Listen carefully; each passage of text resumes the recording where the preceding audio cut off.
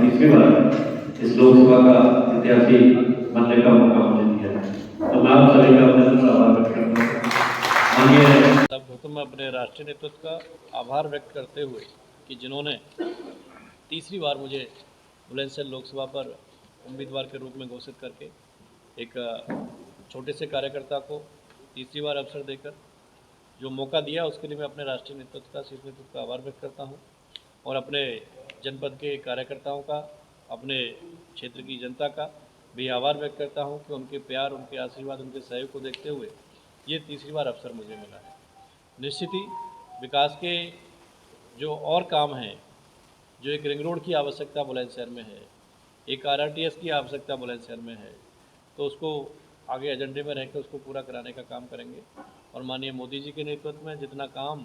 पिछले 10 सालों में बुलंदशहर में हमने देखा, चाहे वो मेडिकल कॉलेज हो, चाहे पासपोर्ट ऑफिस हो, चाहे केंद्रीय विद्यालय की डबल शिफ्ट हो, चाहे अपने यहाँ पे ESI ऑफिस हॉस्पिटल की स्थापना हुई हो, चाहे इंडोर स्टेडियम के लिए हो, ये बहुत ही काम, ऐतिहासिक काम इन 10 सालों में हुए। जो एक आम मानवी के लिए जो सरकार की योजनाएं हैं, जो आवश्यकताएं हैं, चाहे इंटरनेट के लिए फाइबर केबल बिछाना गाँव-गाँव तक हो, चाहे पानी की टंकी पहुँचाना हो, और चाहे हर गांव में गैस का सिलेंडर डिलीवरी लोगों के घर तक पहुंचाना हो। दूसरा बुलंदशहर में जिसके लिए हम तड़पते थे गैस को पाने के लिए, उसके लिए आज बुलंदशहर के रसोई में पाइप के द्वारा गैस पहुंचाने का काम PNG का हमारे क्षेत्र के लिए हमारी सरकार ने किया है। माननीय प्रधानमंत्री जी के उसमें हम पहले जब गाड़ी खरीदते थे तो गाड़ी जो गाजियाबाद दिल्ली आते जाते थे डेली, वो CNG गाड़ी लेते थे। बुलंदशहर में CNG नहीं होती थी, इसलिए CNG की गाड़ी नहीं लेते थे। अब बुलंदशहर के चारों तरफ, बुलंदशहर में हर पंप पे CNG उपलब्ध है, तो निश्चित ही बुलंदशहर का विकास आगे बढ़ रहा है। हम दिल्ली से बुलंदशहर आते थे, बहुत समस्या का रास्ता था और रास्ते में गड्ढे भी थे, लेकिन आज बहुत बड़ा 6 लेन का नेशनल NH-90 को हाईवे को बना के काम बुलंदशहर के लिए विकसित किया है। बुलंदशहर में 40 मार्ग प्रधानमंत्री ग्रामीण सड़क योजना में 125 करोड़ रुपए की लागत से अभी पिछले 5 सालों में बने हैं। तो निश्चित ही हर क्षेत्र में विकास है और जो शेष है उसको पूरा करने का काम इन 5 सालों में माननीय मोदी जी के संकल्प को पूरा करने के लिए, विकसित राष्ट्र को विकसित करने के लिए, उसके साथ साथ हम लोकसभा बुलंदशहर को भी 100% विकसित करने में दिन रात मेहनत करके उसको पूरा करेंगे। माननीय सांसद जी, पिछले 70 सालों में ना तो बुलंदशहर को केंद्र की राजधानी, सेंट्रल राजधानी को रेल मिली, न प्रदेश की राजधानी को रेल मिली, और अपनी जनता जो है, जनपद की जनता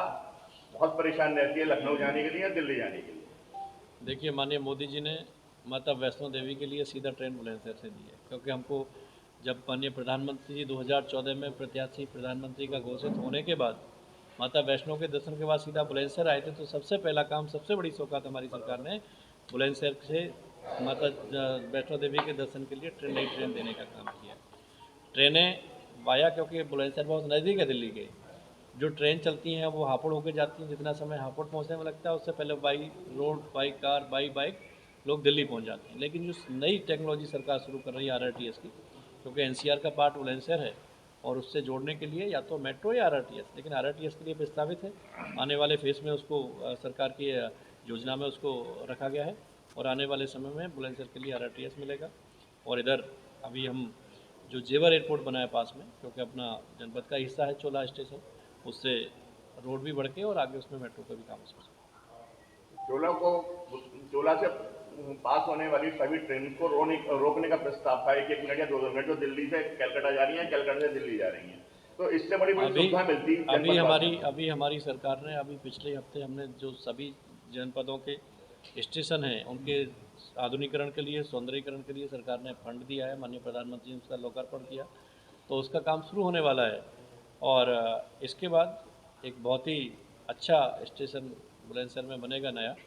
और निश्चित ही जो ट्रेन की समस्या है वो समाप्त होगी। सांसद जी, क्या मानते हैं कि विरोधी इस बार चुनौती कोई खड़ी कर सकते हैं कांग्रेस